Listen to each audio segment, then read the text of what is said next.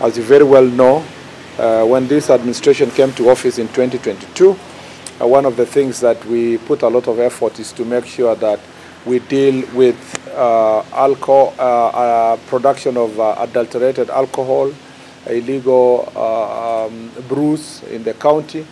And I must say that great progress has been done. Between last year and this year, a lot also has been done, but still a lot more needs to be done. Our greatest focus is in relation to manufacture of second-generation alcohol within the county itself. We are very concerned that we have a problem with licensed manufacturers who are manufacturing the good alcohol, if I may say so, are also involving themselves in adulterating other alcohol. One would have a proper plant where they manufacture alcohol that is certified by KEBS, where KRA can be able to collect revenue, and then they have another satellite, smaller factories, especially in informal settlements, where now they manufacture illegal ones, where there is no feasibility on the part of KRA and there is no genuine KEBS stamp. And they misuse the same factories then to release this illegal alcohol to the market. We are putting on notice all the business people who are misusing their licenses that we are going to close their businesses. We are going to withdraw particularly the licenses for manufacturers who are using the manufacturing licenses to have other satellite businesses, manufacturing centers, especially in slums, in places like Kikuyu or Kiambu here and Thika. We are going to withdraw your licenses if you are going to misuse it, so that you are getting adulterated alcohol, ethanol, to become part and parcel of what you are selling, so that you are making money, paying no taxes, misusing KEBS stamps. We are going to ensure that those licenses are also going to be withdrawn.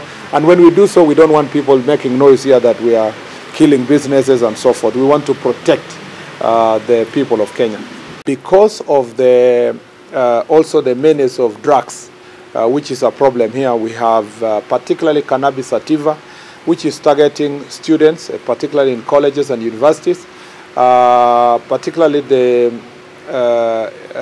disguised as food, you know, bread, mandasi, kangumu, that is sold as such, but it is baked together with the use of cannabis sativa. So edible cannabis is actually prevalent around our university institutions, and we want to, we have directed the sub-county security committees to incorporate the leadership of the colleges and the universities in their security meetings, to make sure the dean of students, the student leadership, local church leadership, business community are invited as to be in attendance in the sub-county security committee meeting, so that they are part and parcel of the team that will help in enforcement, to make sure that most of our young people who have been lured into this business are,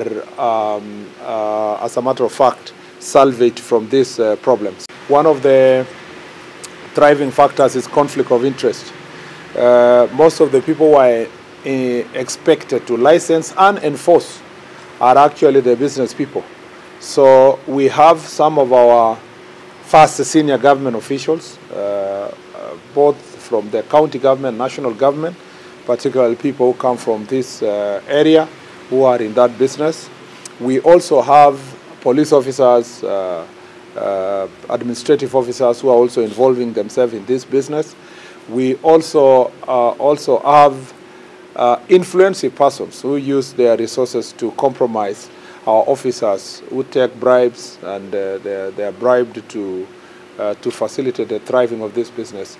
We have said that within the next 100 days, we will do RRI, Rapid Results Initiative, that will do massive operation, that will comprise a team from the national level and the officers within the county, to make sure that we clean the area and make sure that this issue is addressed. In the Jukwaa la Usalama, I will be also engaging the local leaders.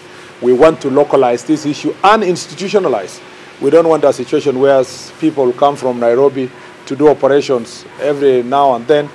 We want to see that the chiefs and the assistant chiefs and the OCSs, that is part of their daily assignment to clean their areas. We have a problem with licensing of bars and outlets that are selling spirits and wines, particularly because some of these bars are within a restaurant, and then they are open 24/7, and then they are selling wines and spirits, particularly spirits, which are, as a result of this second generation alcohol, are also being propagated in the same environment.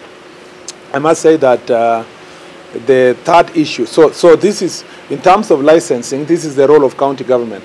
And we are very concerned that there is wanton misuse of these county licenses to give license to every Tom, Dick and Harry in every corner, in every part of small centers and towns. And it's a matter that in especially more populated counties like Kiambu and even Nairobi, it's an issue that we have to really focus on, particularly through the Council of Governors, and we will be taking proposals from this county and other counties, including tomorrow when we go to Muranga, particularly in Central Region. The biggest concern is that there are too many bars and restaurants licensed, particularly bars that have been licensed, and also wines and spirit shops. Very small kiosks are selling wines and spirits, and they have licenses. When our officers want to do enforcement, they will always be met with licenses and then complaints from the county that we are harassing genuine business people because they have these licenses. Yet in reality, we are intoxicating our young people by staging these wines and spirits close to homes, close to shops, close to schools, close to institutions, universities and colleges, and it's becoming a menace. We have also the other problem in this county that is of great concern is having criminal gangs, particularly that are thriving because of political influence. Those who are harassing business people, extorting from them, extorting from matatu owners, extorting from small businesses. These criminal gangs are of late seeking cover around political activities, some of whom have been involving themselves in heinous crimes, particularly during mandamanos or during protests and demonstrations, as witnessed in last demonstrations where a court was banned in Kiambu, a police station was banned in Dagoretti, administrative offices in Kiambu were banned, businesses looted in different towns in the Central Region, a phenomenon that was not feasible a few years ago because of these criminal gangs that have been hired by political leaders, and they have serious cover. Every time they are arrested, either politicians threaten public officers, or they organize demonstrations in the name of protecting them.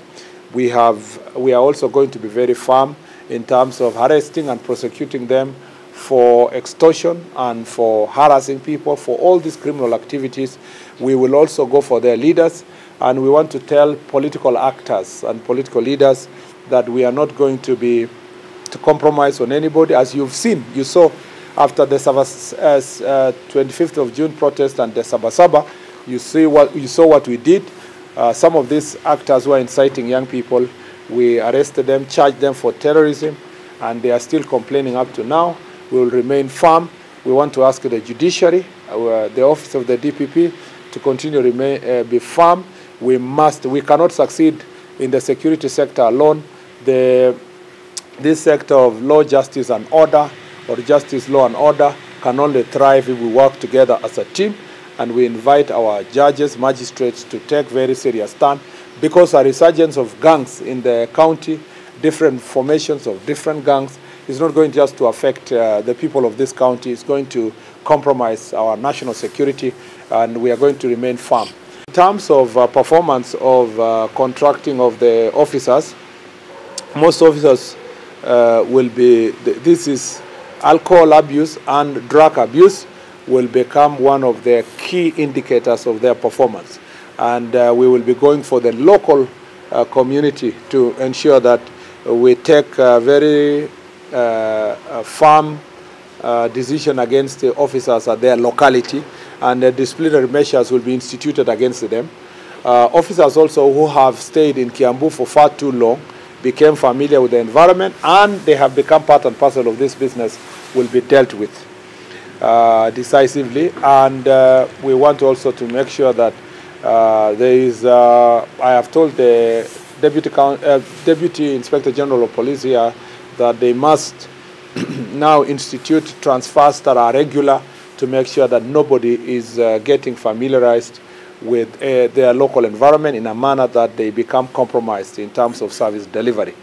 And then the reward and punishment must also follow in terms of rewarding those who do a good job and punishing those who are actually performing or doing a very bad job.